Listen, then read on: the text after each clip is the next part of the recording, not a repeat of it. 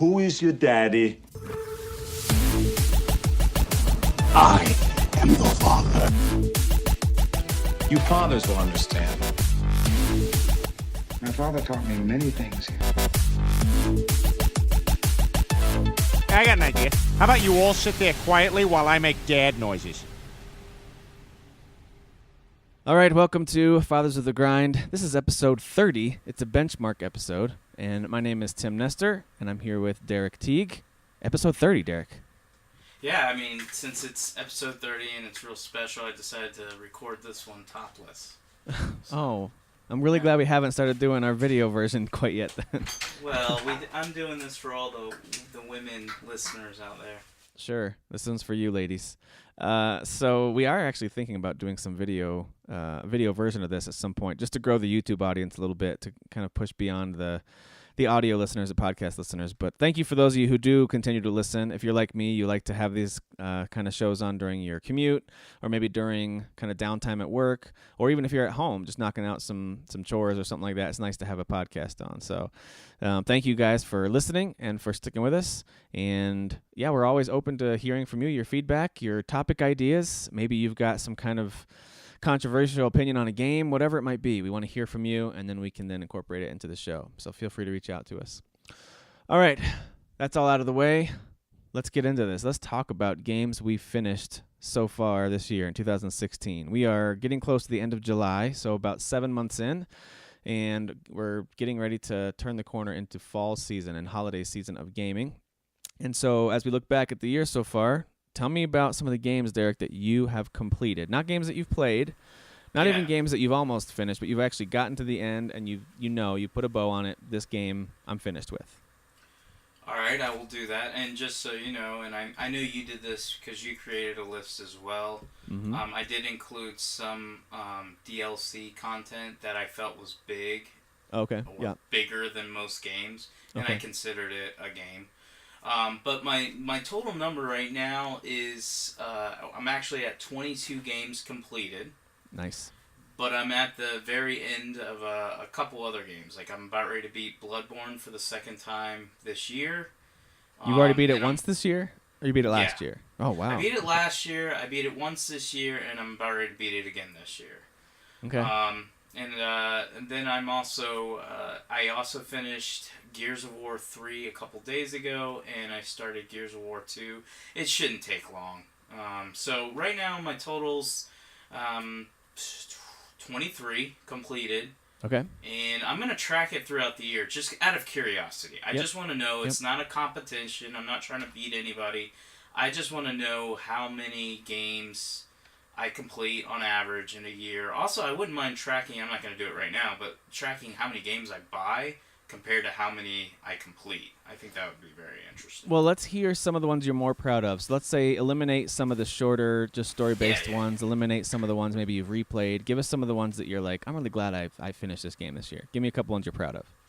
Okay, I'm happy, and I'll just group them all together, that I went back and played the Resident Evil franchise. I did replay 5 and 6, but Resident Evil and Resident Evil Zero I completed on my own, whereas back in the day when I played Resident Evil, I played it with a group of people. I completed Red Dead Redemption, which I thought I never would complete, and actually didn't realize how far I was. I knew I had played a good amount of it, but I didn't know I was as far along as I was until it came to the Xbox One.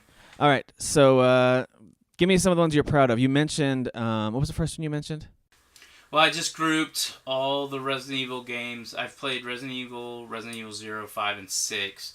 Yeah. I'm just happy that I finished Resident Evil and 0 by myself, whereas before, back in the day, I played with like my brother and some friends. I also completed Red Dead Redemption. I know you're a big fan of that game. I am. Didn't think I was going to complete it, and then it came to Xbox One. I think I actually texted you, and I was like, oh, dude, I'm like 75, 80% done with this game. Yep. I didn't realize it, and then I was able to beat it in pretty much a weekend, because I only had like 12 missions left. For a lot of games, when you jump back in, if you're halfway through, or especially as far 80% through like you were, a lot of times you're at the end of the game and you're kind of using everything you've built up for that game for these final showdowns, and you got to use all your skills, your weapons. You got to be on top of your game because you've been playing for a long time. You came back to this one. You're at the end of the game. You're pretty rusty, I would imagine, on how that game plays. I didn't know how it controlled or anything like that. So how did that go for you? Was it fun? Did you pick up on it quickly? That bad because maybe it was because I had just finished Grand Theft Auto 5 maybe a month before that, and I don't feel like Red Dead handled or controlled or did anything really different. The only thing that, and in fact, when I loaded my game, the very first thing I was in like a draw, like a quick draw, and I was like, I have no idea what I'm doing. Right. And well, what'd you think about the ending, real quick, without spoiling it for anybody? What'd you think about kind of there was a quasi ending and then a real ending? What'd you think about the way how that went down? I try to imagine it if I was playing it without it being spoiled, and the original ending, I would have been disappointed and like the game's over. Yeah. And what I'm talking about, and without spoiling, is when you kill the boss. And then there's another part that I'm not going to spoil, but it was spoiled for me big time that happens, and that was less impactful because I knew it was going to happen. Yeah. See, I really, really wish I would have played this game and not known it was going to happen, because I know for sure I would have been like, this is awesome. Yeah, no, to me it was one of the more epic conclusions to a game's story. And then there's kind of like that epilogue too, which is good. But I thought the whole experience was great. You're right though about the controls. It doesn't do, in terms of shooting and hiding behind cover, the third person action, it's very much Grand Theft Auto in a Western. Very much it's so. Very simple. They lock on for you. As long as you're in the general idea or general spectrum of the enemy, it will lock onto that enemy and you just shoot. So it's But it's fun though, because it's just, you're basically playing cowboy, so it's like being a little kid playing cowboy again, except it's a little more violent. But yeah, it's great. It's really great. So I really enjoyed that. Really happy I got to beat that one. Like that was probably, if I had to list one, that's probably the one I'm most proud of. And then Dark Souls 3 twice. Don't need to talk about that. We've talked about that game a lot. Yeah. Bloodborne once. Probably gonna beat it again. Ori and the Blind Forest. Really happy I beat that. Yeah, you came back to it after their DLC that they included. Totally did it on easy mode. No shame. Don't care. But loved it. It was still semi-difficult, even in easy mode. And then I finished both the Witcher 3 expansions. Those are really good. In fact, I felt like from playing Dark Souls 3 twice and then going into Blood and Wine that I was a really, really good Witcher player after that experience with Dark Souls. Like, I improved my ability to... Because, and you know this from playing Blood and Wine, there are a lot of boss battles. And there's a ton, and some of them are really tough. Yeah, and I basically used my strategies that I got from Dark Souls, and that was I love when that kind of thing... I love when that works out from one game to another. Be more reactive than more That's cool. attacking. So I'm proud of that one. Grand Theft Auto 5, really happy I beat that. In fact, I will say this, so it doesn't just feel like I'm running off a list. I'm actually a bigger Rockstar fan because of this year, or this first 6 months, than I've ever been. In fact, I've always kind of had a negative attitude towards Rockstar, and a lot of it has to do with, not that I don't think they have good games, I'm not a fan of like the games that are over the top, like, let's just cuss a lot and be gangster and thug, and I don't like that stuff. Maybe it's because I'm an old white boy. That could be it. That's a big part of it. And I'm not a big fan. I think that is part of it. But when I actually went back to play Grand Theft Auto 5 and completed that, and then completed Red Dead and actually got to experience it for myself, like the full game, the ending, everything, it definitely has moved Rockstar up, in my opinion, as a great developer / publisher. Very cool. Far Cry 4. I would love to add Far Cry Primal to that list. So and you do not be surprised if I jump into that. And then you could probably fly through that main storyline, and then knowing the way you play, I don't think you will be too let off the main path to do all that extra stuff. So I think you could probably get through that in 10 to 15. Something like that. Yeah, and I think I'm already 6 or 7 hours in. It's just, every time I play it, it's not that it's not fun. It's just, I don't know. I think I'm kind of over open world games. Yeah. In fact, and I'm going to go off a little bit, I actually started Homefront which is an open world game, and it seems cool, but I just don't know if it'll stick. I have a feeling it's going to be like a Mad Max or a Far Cry Primal, where I'm like, maybe down the road I will just lock in when I'm in the mood for open world. But right now I've been I enjoying can completely linear relate to that experience. because I played probably 7, maybe 8 hours of Dying Light, and I just kind of felt, after I was going to fire it up again, I was like, I just don't feel like doing this open world thing. I was in a different mode. I think at that point I was going to play through Life is Strange and then Tales from the Borderlands. I was just in a very, give me a linear experience kind of a mood. So that happens. I totally can understand that. Yeah. Yeah, so I mean I've enjoyed all these games. If you pay attention to my list, most of them are me going back and playing stuff. I didn't mention Fallout 4. That was another game that came out in 2015. Here I am finishing it in 2016. All the Resident Evil games are old. Red Dead Redemption's old. There's a few games that released and then I actually finished them, and that would be like Uncharted 4, Quantum Break, The Witcher Blood and Wine. But other than that, basically 90% of my list is either 2015 and before that, of games that had released and then I came back and played. So that gives me a thought, because I'm the same way, and I think many of us are the same way. I think people who are in a group as well, we all kind of tend to do that. We finally get to a game we meant to play a year or 2 or 3 ago, and we finally play it, and we're like, wow, this was great. I wish I would have played it then. So I've knocked out games like Ori and the Blind Forest. I'm right now getting towards the final few. I can tell it's the final few missions of Rise of the Tomb Raider. I can tell I'm getting towards the end of that game.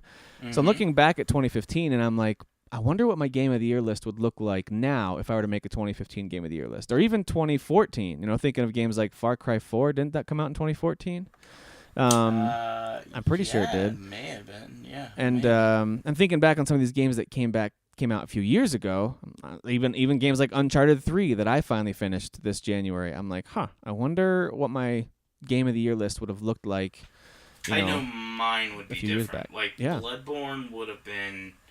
Like and we don't have the lists in front of us, and maybe you do for you, but I know I ranked Rocket League 1.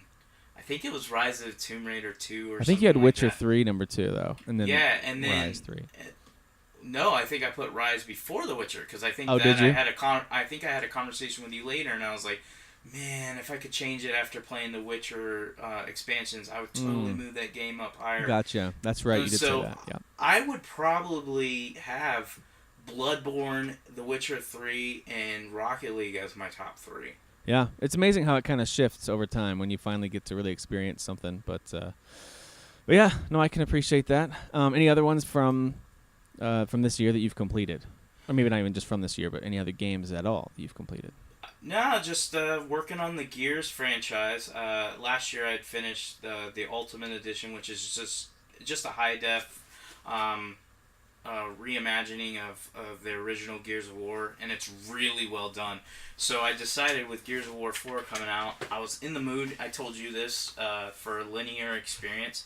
You definitely get that with Gears of War games. Right. So I went and played Gears of War 3 this past week.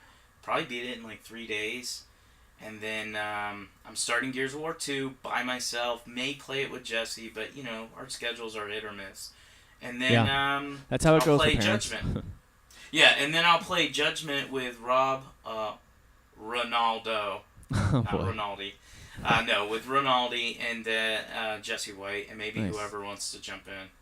That's So I'm awesome. enjoying Gears. I'll get through all the Gears, basically. Yeah, and especially with Gears 4 coming out this fall, it'd be nice to refresh them all Yeah. for you.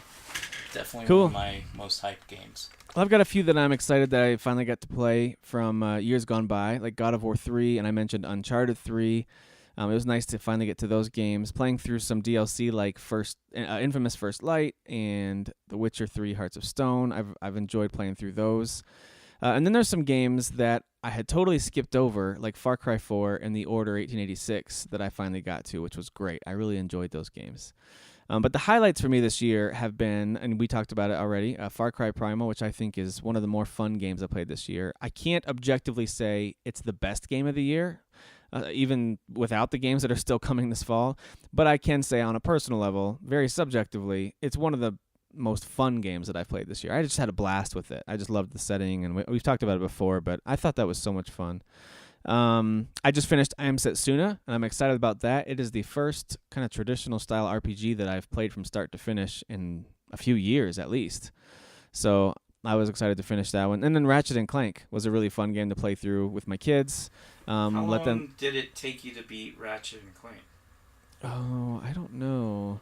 I'm not sure if they have a counter on there, but is it what you consider a short experience, medium, and long? I'd put it at medium, especially given the lighthearted tone of the entire game. So it felt kind of medium, maybe in the 10 to 15 hour range, just like Primal. That's not bad. There's tons of extra stuff you can do in that game. I know some people went back to get the platinum. There's lots and lots of collectibles, as you can imagine, and different challenges you have to complete to get all the trophies. But really fun. Really liked Ratchet and Clank.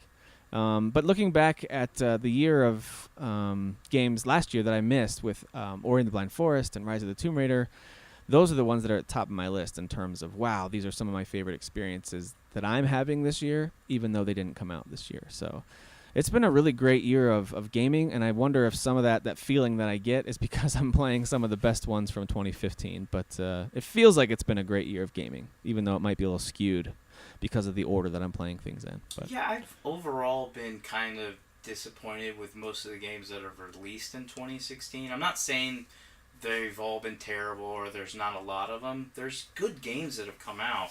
But as you can see by my list and even your list, we've been more focused on past games, and I've even been just deciding to replay stuff. And so it seems overall, and I'm hoping this fall will be different, kind of a disappointing year for me. Okay. With a few highlights, and that would be Dark Souls 3 and Uncharted 4. Yeah, I probably would have. 2 games that I can think of that I'm like, yes, those were great games. Yeah. No, I probably would have just walked into this conversation saying, no, 2016 has been one of the best years. But if I really analyze it as I look at these game titles that I've completed, even the ones that I've played that I'm not finished with yet, a lot of them aren't even from this year. But Uncharted 4 is one that I did play from start to finish this year and love it. It's my favorite of the year so far. But yeah, you're right. There hasn't been. I mean, think about 2015. I think, for the first 7 months of 2015, I think it was a much superior year. Everything from didn't Bloodborne come out at the beginning of the year, and then we had Dying Light, we had Ori and the Blind Forest, you had The Witcher, you had Batman Arkham Knight, which is on my yet to be finished list, and we had Rocket League. All of those dropped in those first 7 months, which is crazy. So anyway, it's been a good year so far. It's kind of fun to look and see what games that we have completed, and for me at least, I complete it and I move on from it. We're going to talk in a little bit about why, what motivates us to replay games, and I know you definitely have been replaying some games. Yeah. But give me maybe 1 or 2 coming up this year that you could see yourself finishing before January 1st, 2017. A few that aren't released yet, but you could see yourself as soon as you get it, you're going to complete that game.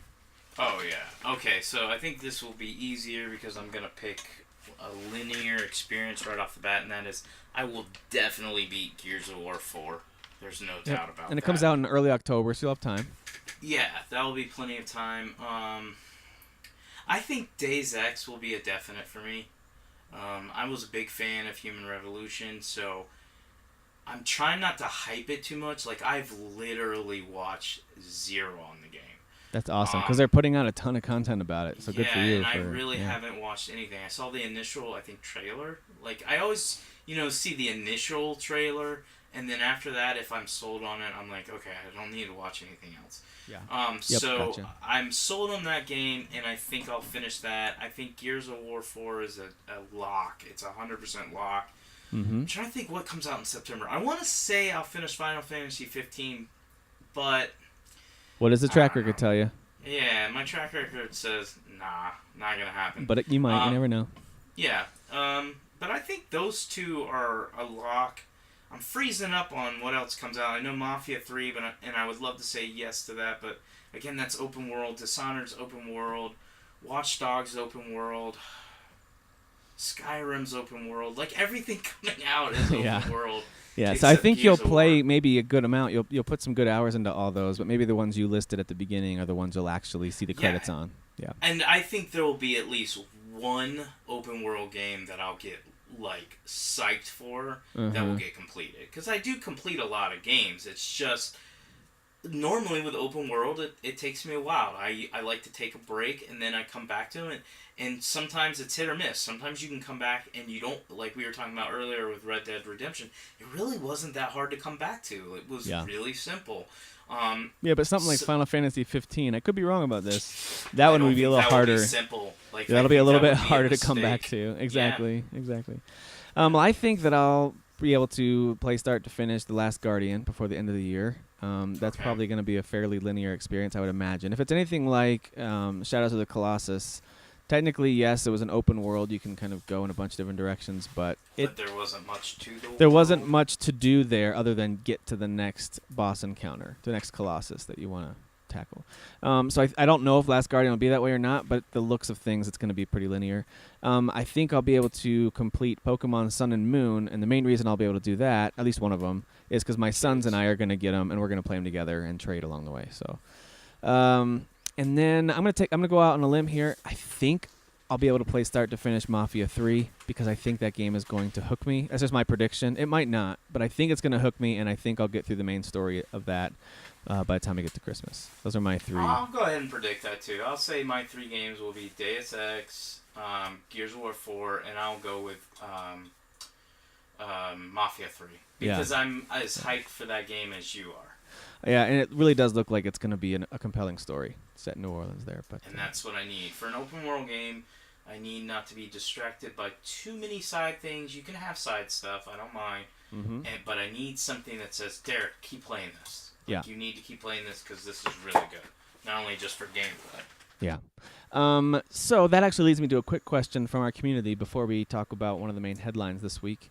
And that comes from our good buddy, Crank Flark. And he basically asks, as you and I and Alan Heinen and maybe a couple others talked about what games he finished this year in various posts in our group. And a few others chimed in on those as well on what they finished. And then Frank asks what I think is a really great question and actually maybe something to tackle as a full topic in the future. But give me your quick thoughts on this. He basically asked, how do you find time to do this? Like he goes, I don't have a list of the games I've finished, but I know it wouldn't be, I think I finished 18, you finished 22. And he's just saying basically, how do you find time to do that? You guys are dads, you have jobs, you're married. How do you find time to do this? So especially since both of our wives are not really gamers and they're not playing along with us. Yeah. Where do we find the time? And so how would you answer that question? Well, and I think it's obviously, a personal thing. I know our wives are different as far as, I think you said your wife stays up later. Yeah. Mine doesn't. Okay. So when she and the kids are down, and sometimes I can even start early. Like, I'll give an example today. They're going to go see a movie that I care little about. And then Eli has gone off with his aunt, so I'm going to be home alone tonight, and I'm probably going to just play a lot of Gears of War 2 or Bloodborne. Nice. So I find time like that. Like, if they are going to go out, my wife loves to go out, and sure, I'll go with her most of the time, but if it's something that she knows I don't care about, or she just wants to do with the kids, and doesn't want a cranky old man there with her, then I'll stay home and game, or she'll go to bed early, and I'll game after that. I usually stay up till about 11:30 every night on work nights, and then last night I was up till 2 in the morning gaming. So I usually try to do it at night, and also I try to pick games that I know I can complete. Yeah. Like, I started I Am Setsuna, and while I would love to complete it, I was like, look, you're not in the mood for this. And it's probably going to be something that's difficult for you to complete because you suck at JRPGs and you already have one that you started. So I just decided, alright, I'm just going to stop now instead of wasting 4 or 5 hours, and maybe I'll come back to it, and let's just focus on, at this time I was playing the Resident Evil games. Let's play the Resident Evil games. Yeah, because that's what you want to play. That makes sense. Yeah. Yeah. So that's what I'm trying to do, trying to play more focused games. Right. Because maybe it's what we talked about now. I know the open world ones are coming. And I'm not against them. I don't want anybody to listen to this and be like, it sounds like Derek just wants linear games. Look, when every game was linear, I wanted them to be open. So I want both. I just sometimes get in the mood where I want something more linear and sometimes I want something more open. Yeah. No, I totally agree with that. And actually, And I know that Frank asked it from a position of a gamer. I mean, Frank loves video games too, and he has multiple systems, and he likes to knock out games, but he's also busy. He's got family. He's got work that keeps him very busy throughout each week. And it was a legitimate question, how do you guys do this? Because we're in similar life situations. Now, I've heard this question from others who do not share the same hobby as us, at least maybe not to the same degree that we do. And those are people who maybe also do they go running, or maybe they're really into something that's outdoorsy. Maybe they're really into woodworking in their garage, whatever it is, whatever their hobby is. They look at gaming and they say, how do you find time to game? My answer to that person is typically, well, you choose to use your free time for hobby A, B, and C. Yeah. I happen to use it for this hobby. And so to me, that's kind of the simple answer, but I think the answer to someone like Frank or others in his position who are similar to us, it's a little more complicated, and that is it depends on what's going on in your life. There are periods of time when, especially right after a move, for me, for example, you just don't have the time to do a lot of gaming. Or maybe it moves over to something handheld or maybe super casual style with Game Dev Story or something. But maybe you just don't have time to do real gaming. Maybe you shift over to something else. Maybe you get hooked on a TV show and you're pulled away from, this hobby for a little while. But for the most part, if you find yourself drawn to the console and to the TV when you have empty house or quiet evening, then that's when you knock it out. You just do it when you can. And the one thing that I would say for me is if I find myself sacrificing time with my wife or with my kids for this, that's when there's a problem. If I see that it's something that I do when there is legitimate free time, I don't have any work projects that I should be working on right now, I don't have time I could be spending with my family that I'm ignoring, those would be problems. But for the most part, if I've got free time, I'm choosing to do gaming instead of, for example, writing music or, I don't know, learning some new skill. I'm choosing to do this instead.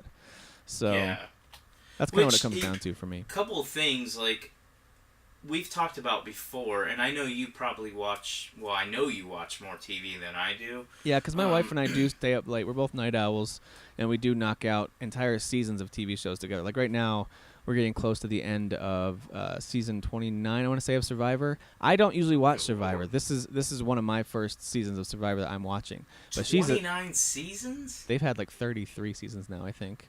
Do they do 2 a season? They do. They do multiple a year, I'm pretty sure. Oh, okay. But she's that hasn't been around that long. She's a super fan, and I am not as big of a fan. But I got hooked in because actually someone I used to go to college with was actually on this particular season. So we were watching it, and I'm actually kind of interested in it now. I enjoy the game aspect of it and the mind game that it is, and it's something for us to do together. So I definitely get hooked on shows like S.H.I.E.L.D. or Survivor, or back in the day stuff like Chuck or Lost. We used to watch that kind of stuff together, and I'd much rather do that and spend quality time with her than tell her, hey, I'm going to sit here and play a game that you don't care about. So I do clearly make the choice of her over gaming, but the good news is we do have enough separate time and solo time that I can unwind with my favorite thing, and that is gaming. So that's the answer from my side of things. Well, and what I was going to add, and I can't speak for Frank, but I know from conversations I've had with him, he's real strict on his gaming time. He's more disciplined than us, is the bottom line. Yeah, well, I mean, I'll admit, I definitely think you're more disciplined than I am. And I've told you that I get in trouble sometimes because I'll just come home and I'll log in because I'll think, I'm one of those that's like, I tell you what to do, I just expect you to do it. Well, I don't know if you guys know this, but kids, they don't operate that way. No, they don't. So I'll be like, Eli, take a bath. Emily, go lay down. Ian, go lay down. And then I'll be like, Rocket League, here I come. And because you're like, I've given everyone their orders. We should be all set. And Megan's in the room. She's good. And I'm out in the living room. I'm ready to rock. And then all of a sudden, the wife comes out and gives me the glare. Or she'll just walk by and be like, I hate your video games. And I'm like, what? What did I do? And I'll look at her and she'll be like, well, you've got Eli running around, you've got Ian, and so I'll admit I make stupid decisions. And so I'm trying to work on that and be better at it. But from Frank's perspective, and again, I don't live in his house or know him that well, but he seems more disciplined. He also, I know he hasn't been playing it as much, but a lot of time in his free time, he would play Destiny. While I play Destiny, I know I did not put as many hours as Frank and some of his friends. So it's also the choice of game. I mean, if all I did was as play... far as games you complete, that's true. Exactly. If all I did was play Destiny and Rocket League, then my list would probably be like 3 games completed. Yeah, But that's a good I point. purposely break away from those games and go, you know what? I can't play them. They're not going anywhere. I have fun, or maybe they are getting old, but I need to now play something that I can say, hey, this is completed. This is done. Because it does feel good. I like completing things, so that's Yeah. why I did want to track that list. Yeah, I just did a quick scan of my completed list this year, and it looks like about 10 of the 18 that I have seen the credits on, I would put them in probably under 10 hours, definitely under, the 12 to 15 range, but most of them are under that 10-hour range. So the list looks long, but a lot of these, things like Life is Strange or Inside or Vanishing of Ethan Carter, these games are short experiences in general. So that's something to keep in mind too. You're right, the choice of video game definitely makes a difference. It's kind of the same thing as, choosing to watch a movie or watch episode 1, season 1 of a long show. You're committing one way or the other. Like how many shows did you watch this year? Well, I only watched 1. Really? Well, yeah, but it was the all 8 seasons of 24. So that's different than sitting down and watching through a movie. But anyway. Agreed. We And that digress. was what I was trying to say. It all comes down to personal choices and, situations. I have a wife that goes to bed early. You don't. Maybe you have more free time than I do when sports season comes in, that type of stuff. So you'll see fluctuations and stuff like that. And while you were talking about how many short experiences you had, out of the 23 I've completed, I would deem 14 of them in that short to medium range. Yeah. And medium range to me is no more than 12 hours. Yep. And then that means I only completed 9 games that I put over 12 hours into it. So that's not that bad. Right. Yeah, not too bad. But anyway, I thought that was an interesting conversation too that kind of kicked things into gear in the group as well. So yeah. No, it's nice to kind of hear that other parents have sometimes the same struggles, and in other cases we just see things differently. Like you just said, our family schedules are different. The way we interact with our spouses and kids might be a little different. The rules we set up for ourselves or for everyone else might be different. Right now, Pokemon is the hot thing in our family. Like everyone's super into Pokemon Go, and the kids all have the games back out on their DSs and 3DSs. They're all playing Pokemon Black and Pokemon X and Y again. And it's just the thing right now. And so I actually have found myself in recent evenings plenty of time to game. My wife will go out to hit the store. She'll take our daughter with her, and then I'm like, "Hey boys, why don't you go play some Pokemon?" And then there I am with an hour and a half, 2 hours of do what I want time. So that's another part of it too. So # great parenting. All right, let's jump right to this topic since we were talking about playing and replaying games. I want to get to the major headline about Nintendo to close our conversation out. So we'll skip over that for now. And let's just talk about replaying games. You mentioned that you are on playthrough number 3 of Bloodborne. It's the second one this year. I don't know if you know this, but Bloodborne came out like a year and a half ago, and you're still playing it. So tell me a little bit about, not just for Bloodborne, but really for any game that you go back and replay. What is it about those games that pulls you back in? Let's talk about Bloodborne first. Okay, I'm gonna say gameplay. When I look at the games that I've been addicted to, and I'm like, okay, let me keep going back to this. I've had a couple of memories on my Facebook recently that were Tomb Raider, the reboot, and The Last of Us was actually today. I saw that video you put up, yeah. Yeah, and I've completed both those games, I believe 4 to 5 times. Oh, wow. I've beat BioShock Infinite 4 times, I believe, and when the collection comes out, you can guarantee number 5 will be there. And then you've got games like Bloodborne, Dark Souls 3, which I actually have plans to platinum with Moose and Matt. So those games, that what they bring, what they all have in common, while some of them have great stories, but what they all have in common for me is I love the gameplay. Yeah, the core gameplay mechanics are sound. There's never a point in the game where I'm like, ugh, I don't want to play that part.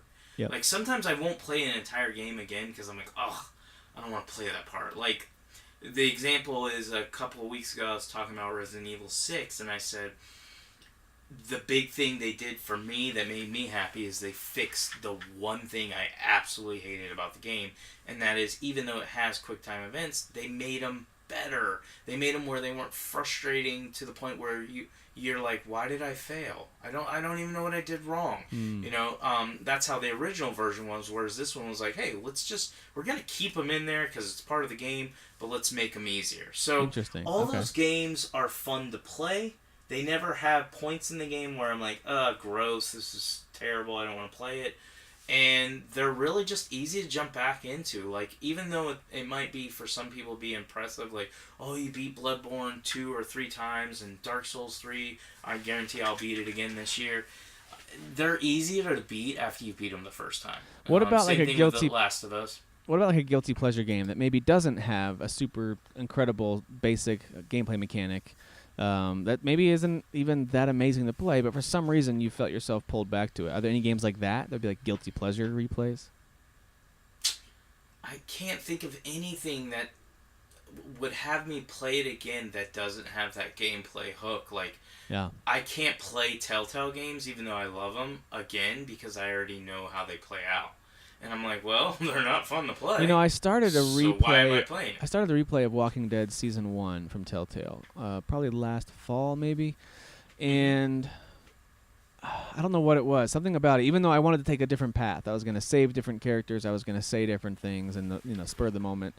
But it still was very much the exact same experience, and so I didn't get through the first episode. You know, I made it like maybe halfway through, and I was like, yeah. No, I I've did already the done same this. thing as you. Like, I started, because I loved the first season of The Walking Dead, and I Yeah. think this was before season 2 came out and stuff like that, and I was like, oh, I want to play this game again. And I started it, and I think I got through episode 1, and once I hit episode 2, I was like, oh, I remember I don't like this. Yeah.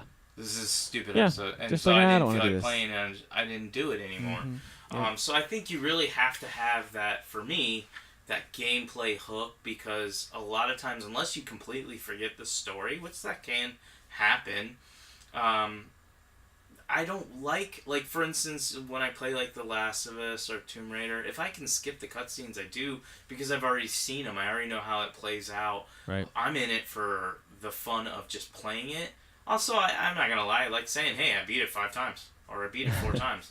You know, that's cool. And one thing Tomb Raider does, and Dark Souls does this too, and Bloodborne obviously, is when you beat the game, they have a new game plus, and you're leveling up your character, or you're leveling up your guns, and I love that about like Tomb Raider, that I could keep playing the game and moving the difficulty setting up, because my character and all the weapons and everything were getting like OP. Yeah. Where I could walk in a room and just shoot 3 bullets and 5 guys died. You know, and that was when I realized, okay, I can keep playing this, but now I need to put it on the hardest difficulty because I'm really OP right now. Yeah, I gotcha. Now, what about a game that maybe someone else was posting about it, or someone else mentioned it in a conversation? Like, you know what? I love that game. I'm going to play it again. And you've gone to replay it, and you're like, oh, this isn't as great as my memory told me it was. And so then you stopped. Can you think of any games that you started to replay, but then it turns out, I don't really want to do this, and you walked away from it? Besides Walking Dead. Yeah, well, I can say I started and I got really excited about it, and it usually happens with bigger games. Is Kingdom of Amalur. Oh, yeah, that's right. Because it came out on PC or something, right? And yeah, and I started that, and it looked pretty. It looked like basically a remastered version that you would get on the Xbox One or PS4, but I had it on PC. And I got probably 10, 12 hours in, and I really liked it, but I was like, game's too long, and I've got other stuff to play, and I started doing that, and that will happen sometimes. Like, as I'm playing Gears of War or replaying the franchise, I've already beat this franchise, and for some of the games, I've beat them multiple times. Right. So that always comes into my head, like, why aren't you playing I Am Setsuna? Why aren't you playing Tokyo Mirage Sessions? Those games are new experiences, and I have to just now, whereas before in the past I would be like, you're right, I totally need to stop playing this, and I would stop. Now I'm going, no, this is what I want to play, so I don't care. Yeah. And And that comes with age too, as we talked about time for playing video games. I think that comes with age as you start to appreciate, hey, I've got limited time here. I want to do what is going to be fun for me right now. I don't care if it's my 19th time playing it. I don't care if I already know every detail of this game. This is what's fun for me right now, and that's what I'm going to play. And we have to just be okay with that. And sometimes starting a new game, and maybe you can go off on and share if this is something you agree with, and if you don't agree with it, you can tell me shut up. But sometimes starting a new experience can be tiresome. Oh, because you totally. have to learn new systems, you have to learn, everything's new. Generally. Now, some games match other games. Like, I can go from playing Bloodborne to Dark Souls, and that's not an issue. They all kind of go hand in hand. But some games, like, for instance, an I Am Setsuna, is not going to have the same rules as a Tomb Raider. Yeah. So I have to learn new systems, I have to learn new gameplay mechanics, all that stuff. The story, everything's new. Which, that's good. That's why we play games. That's why we watch movies. But sometimes you just go through those periods where you're like, I'm drained. I don't want to do this. Absolutely. I'd rather go back to my comfort food. Let me go back to Gears of War. Let me go back to Resident Evil. Let me go back to The Witcher. It's comfortable. Absolutely. I know it. That's And exactly why I stopped playing Fallout 4. And it's not because it was a replay issue. It was because it was a new game. And as I got into that game, you keep in mind, I never played Fallout 3. And so, as I got into Fallout 4, I was like, there's a ton of systems to learn here, and the customization here seems crazy in depth, and man, I can see why fans would be excited. I have zero interest in learning all these systems and the way that it controls and the way the battles work. I had no interest in learning the VAT system. None of that interested me. And so I ended up putting the controller down and walking away from that one. And I keep talking about how I might go back to certain games, and that is true because I can't guarantee that I won't all of a sudden get this incredible urge to really dive in and learn this game and experience it. But for right now, my interest level is zero, less than zero. I have zero desire to play it. I do think if, like, maybe me or other people were like, Fallout 4 has the most epic story, it has the best twist ever, I think you would be like, okay, maybe I should. But it has a decent story. Right. It's nothing you haven't experienced before. It does have a pretty cool twist, which I think you already know, so it's already ruined for you. Right, I do know. Yeah, so, I mean, I think if other people were talking about a game that you maybe struggle to get into, I know for me, there's been games that I've played and I've seen other people just rave and go crazy about it, and I'll be like, maybe I should go play it. And then I do go play it, and I do get hooked. Fallout 4 was one of those, and we talked about it last year where we both started it, and we were like, I'm not feeling this. Well, and the other thing is, and it's one of those things that in our gaming communities, in our gamer communities, a lot of times we will almost shame each other for not enjoying a mechanic. We talk about what makes a good gameplay mechanic or a bad one. You know, there's lots of debates about the Souls games versus something like The Witcher or really any other kind of action RPG. And I really, truly think that these are subjective opinions on what systems are better or worse. I actually don't like the way Fallout 4 felt. Like, I just didn't like it. I didn't like the way that you control it. I didn't like the way you did the shooting. I didn't even really dig too much into the VAT system. Maybe that would hook me if I learned it. But the point I'm trying to get across is that it's okay for us not to think something is fun, even if 99.9% of the people that we know think it's the best thing that's ever been made. And it's okay for us to be like, hey, you know what? That's just not fun for me. And maybe I missed it. Maybe I should have someone sitting beside me explaining to me why it's awesome. But I tried it. I gave it X number of hours, and I couldn't enjoy it. I had zero desire to turn it back on, other than I didn't want to be shamed that I didn't like it. Well, I have a good example of that, and we've talked about this franchise a lot this past year, and that is Zelda. Everybody loves Zelda, and out of all the Nintendo franchises, if you would have asked me before this year, I would have been like, Zelda's my favorite. And I know people will mock me and say, how can you say that? You never beat one of their games. Well, I finished Wind Waker late last year. But yeah, you did. I'd always played them, and I'd always enjoyed them, but I'd never had... I think I blindly was a fan of the franchise. Because everyone told you should be. Exactly. I feel like I was just like, well, when I was younger, I loved A Link to the Past. And I did. I generally played that game a lot. I don't lie about that. I don't know if my brother remembers how much we used to play it. I know he says that he never beat it or something like that, so I don't know if he remembers what I remember, but we used to play it a lot. So I think I was embedded with, you're a fan of this franchise, this is your favorite Nintendo one. And the funny thing is we started talking this past week in the Facebook group about Darksiders, because they announced not a new Darksiders game, but they're remaking or remastering the first one, and they had already remastered the second one, and I played 95% of the first one.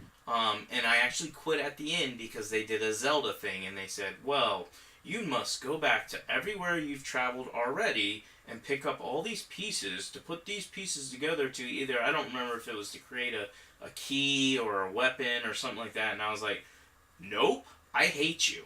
Like, no, I'm not doing that. And so as I've gotten older and started playing the Zelda games, like recently I jumped back into Twilight Princess, I was like, man, I don't think I like Zelda games that much. I don't hate them. I still see why people like them. But it's the same reason I like Darksiders games, but I get frustrated with them, and that is, I hate games that make you solve a puzzle to then get into a dungeon that has a bunch of puzzles who then have you fight a boss that is a puzzle That is in a puzzle, itself. right. And I'm An like, action puzzle, basically. Like, no, I find this infuriating. And I know some people are going to be shaking their head in there and be like, it's because you're dumb.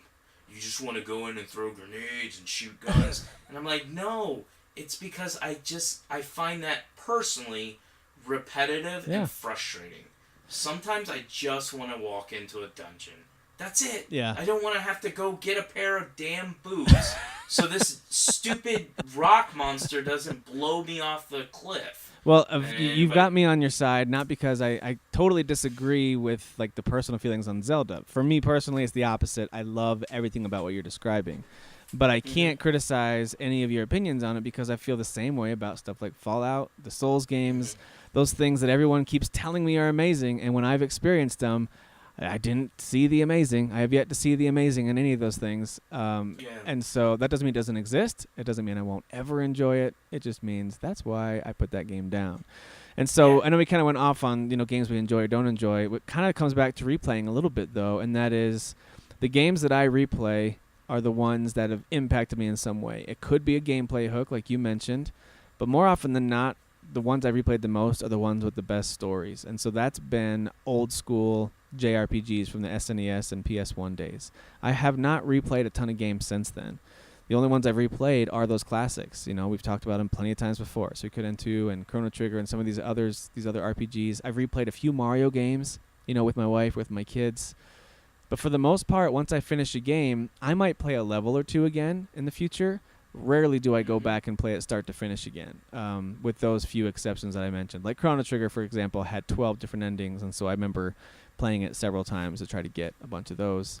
Final Fantasy VI and a few others. But yeah, for the most part, especially in recent years, I just don't replay stuff very often. Maybe a multiplayer game that I'll keep coming back to with Rocket League, and maybe Madden when I had my big football kicks for a while, or a few wrestling games here and there. But for the most part, when the game's over, there's other stuff I want to play. I mean, companies are churning these things out every year, and there's stuff that's on my backlog. And yeah, it's very rare that even if I loved a game, it's very rare that I'll go back to it in favor of a new game. So yeah, that's just personal preference. I will say this, and I'll ask you this question too before I give my opinion about it. When you do go back and replay a game, and I know it's a little bit more rare for you, but when you do it, does your experience or your opinion change at all? Has it ever changed? Has it gone maybe worse or better, or it's the same? Remember it being like this? Like, what's been your experience when you do replay maybe a classic or even a game that just came out a few years ago? Yeah, I would say, and that's a good question, I would say that my opinion typically does not change on it. Typically, if I'm replaying it, it's because my opinion on it was so high already, I wanted to experience it again. And so the games I just listed as an example have such a layered story that experiencing it again for me, either it's been such a long experience and I'm like, oh, I forgot about fighting, using Victor to take down this vampire in this one part. That was an awesome part. So either the game is so big that experiencing this stuff is like reminders of how great it is, or I just enjoyed it so much the first time that it's just as invigorating the second time. So for me, for the most part, they're already so high on my list that no, I don't think my opinion usually ever goes down. That's good. I mean, for me, I think, and maybe it's because, especially with me this year going back to a lot of older games and games that I've already played, my opinion has changed. Because not every game I've gone back and played I've been in love with. Some of them and I think maybe I have just a terrible memory, because I was even telling Jesse White the other night, I was like, I remember not loving Gears of War 2. Like, I loved Gears of War. I remember not loving Gears of War 2, and I remember mocking Gears of War 3, because I thought there was several cheesy, dumb parts that I was like, ugh, this is so cheesy, bro, shooter, dumb.